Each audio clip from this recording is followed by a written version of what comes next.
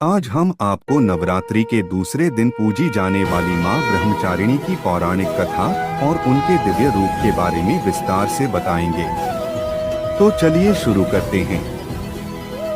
माँ ब्रह्मचारिणी माँ दुर्गा के 9 रूपों में से दूसरा रूप है। उनका नाम 2 शब्दों से मिलकर बना है, ब्रह्मा यानी तपस्या और चारिणी यानी आचरण करने वाली। इस रूप में देवी ब्रह्मचारिणी तपस्या और साधना का प्रतीक हैं। माँ ब्रह्मचारिणी का यह रूप देवी पार्वती के उस समय को दर्शाता है जब उन्होंने भगवान शिव को पति रूप में पाने के लिए घोर तप किया था। माता ने यह कठोर तपस्या हजारों वर्षों तक की, जिसके कारण उनका यह नाम पड़ा। माता ब्रह्मचारिणी को सफेद वस्त्र धारण किए, हाथ में कमंडल और जप माला लिए दिखाया जाता है। उनकी यह साध्वी मुद्रा उनके असीम धैर्य और शक्ति का प्रतीक है।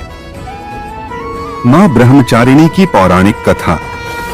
पौराणिक कथाओं के अनुसार देवी सती ने अपने पूर्व जन्म में भगवान शिव से विवाह किया था, लेकिन राजा दक्ष द्वारा भगवान शिव का अपमान सहन न कर पाने के कारण उन्होंने यज्ञ कुंड में अपने प्राण त्याग दिए। अगले जन्म में सती ने हिमालय राज के घर जन्म लिया और उनका नाम रखा गया पार्वती।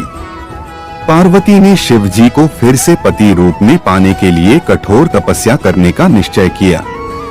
इस तपस्या के दौरान माता ने हजारों वर्षों तक केवल फल फूल और बाद में केवल बेलपत्र खाकर तप किया।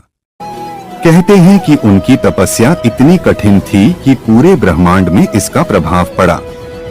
भगवान ब्रह्मा ने माता की इस घोर तपस्या से प्रसन्न होकर उन्हें आशीर्वाद दिया कि शिव जी ही उनके पति होंगे।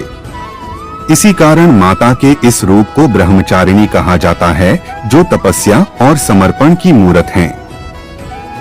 माँ ब्रह्मचारिणी की महिमा। माँ ब्रह्मचारिणी हमें यह सिखाती हैं कि जीवन में कितनी भी कठिनाइयां आएं, अगर हम धैर्य और दृढ़ संकल्प से अपने लक्ष्यों के प्रति समर्पित रहेंगे तो हमें अवश्य सफलता मिलेगी। उनकी पूजा करने से भक्तों को धैर्य, साहस और आत्मनियंत्रण की प्राप्ति होती है। कहा जाता है कि जो भक्त माता ब्रह्मचारिणी की सच्चे मन से उपासना करते हैं, उन्हें जीवन के सभी कष्टों का सामना करने की शक्ति मिलती है। उनके आशीर्वाद से व्यक्ति के जीवन में सकारात्मकता और शांति आती है।